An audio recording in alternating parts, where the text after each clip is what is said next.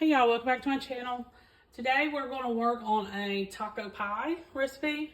I went ahead and done some of the prep work ahead of time.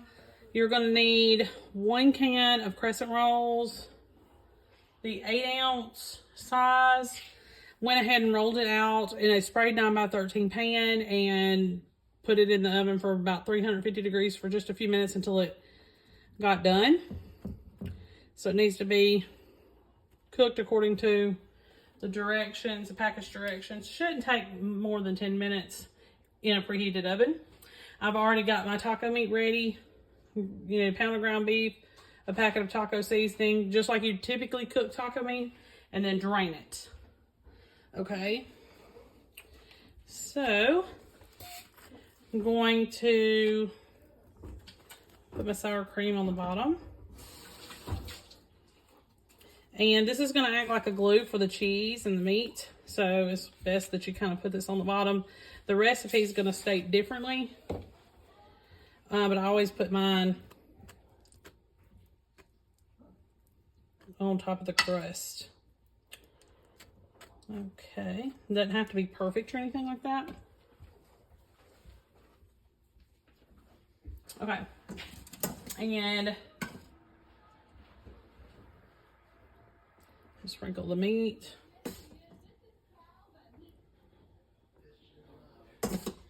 And this can be any combination if you want to try turkey meat, ground chicken, or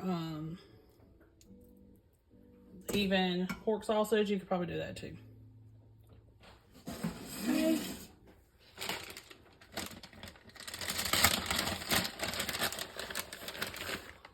We'll sprinkle this with some cheddar. You can use any type of cheese as well.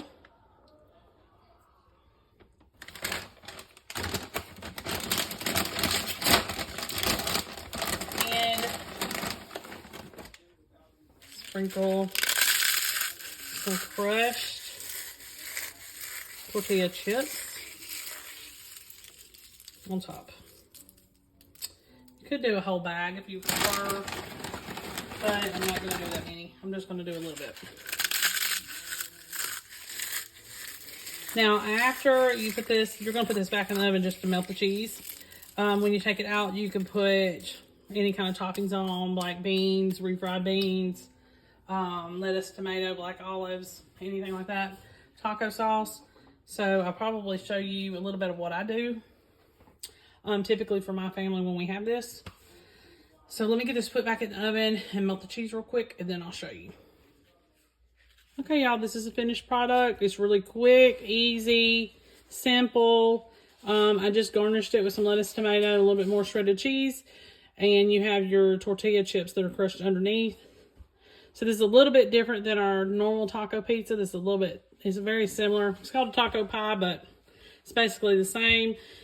It's just got a little bit of something different. You can take the sour cream and mix it with refried beans and use that as your in place of your tomato sauce, though. So you could do that. That would be give it an added little kick. You can also add some red pepper flakes, hot sauce, or taco sauce. We're going to put some taco sauce on this and serve that to everyone tonight. Make sure you like and subscribe. I'll see you next time. Hey y'all, welcome back to my channel. Today I'm going to show you a real quick dinner idea that a lot of people on TikTok and other places, other social media have been talking about. It's the Copycat for Chick-fil-A's Chicken Minis. Using these rolls here, the Sister Schubert's Parker House yeast rolls. And you can use the Just Bare chicken nuggets. So I got those here. They're a little bit more expensive, but you can use those. You can also use, Walmart has a Better Goods brand chicken nugget that's very similar as well. And you can use those. All this can be done in your air fryer except for your rolls. You can have to cook those in the oven. But I wanted to show you just real quick how I make mine. So I'll just find small little nuggies on here. Do that. I've also got some pickles. So it's dill chips. We'll put those on there. And you can also find this at your local grocery stores, Chick-fil-A sauce. And we're going to put that on there.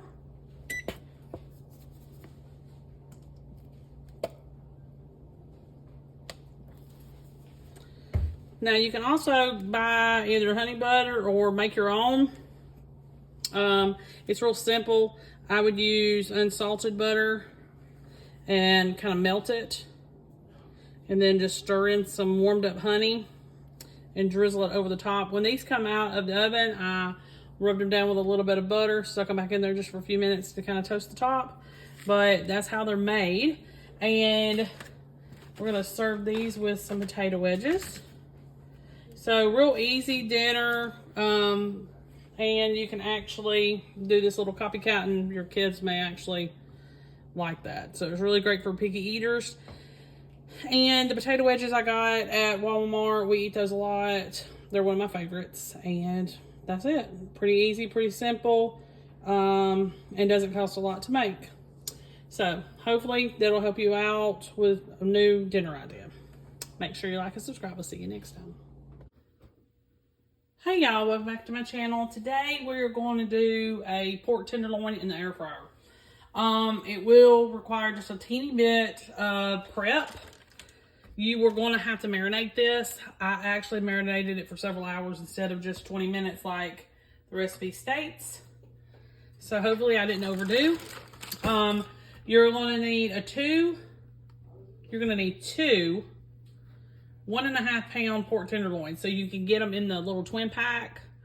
Now you have to pay attention to the label because some places, I want to say Smithfield's one of them, they usually only pack one, I think, in a package. Not sure about that, but the ones that I've ran across, it's only been one in a package.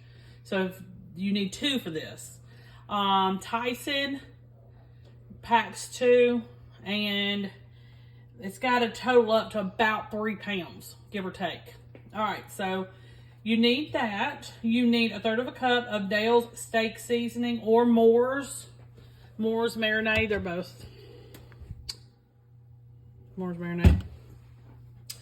1/4 cup of Worcestershire sauce and 1.5 tablespoons of Outback steak seasoning, or you can use the Montreal. Some people can't find some of those things at their local store. So what I'm going to do now, this has been marinating. You only need to marinate it for at least 20 minutes in the fridge. So hopefully I didn't overdo. I'll go ahead and, my air fryer is in my oven. So this, you would end up putting in a basket, air fryer basket, but mine is in my oven. So, and I'm going to take off some of that seasoning because I'm worried it's too much salt.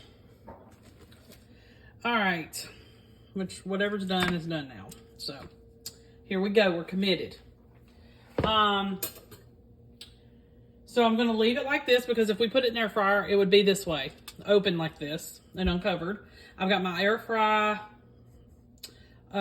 setting preheated already on my oven. And, you know, you'll do your typical air frying, you know, preheat it beforehand. Do not stick this in a cold air fryer. Give it time to preheat. You're going to cook it at 400 degrees for 5 minutes, and then you're going to reduce it to 350, and you're going to continue to cook it for another 10 to 13 minutes. Okay? Until your meat thermometer shows an internal temperature of 145 degrees Fahrenheit. You may have to do it a little bit longer, just depending. And after that, we're going to allow this to rest before we cut into it. I've got a salad that I'm going to put with it and some fried okra. So this is going to be super simple and not take long at all. You're talking about less than 30 minutes and supper is on the table. All right, I'll see you back here when I'm ready to plate everything up. Okay, y'all, finished product.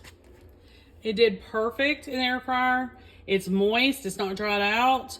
It did it in record time, less than 20 minutes. We had some tenderloin done. I paired it with some fried okra and a regular green salad. Perfect for any night of the week. Tonight just happens to be Tuesday night. So a meat and a couple of veg and we've got it.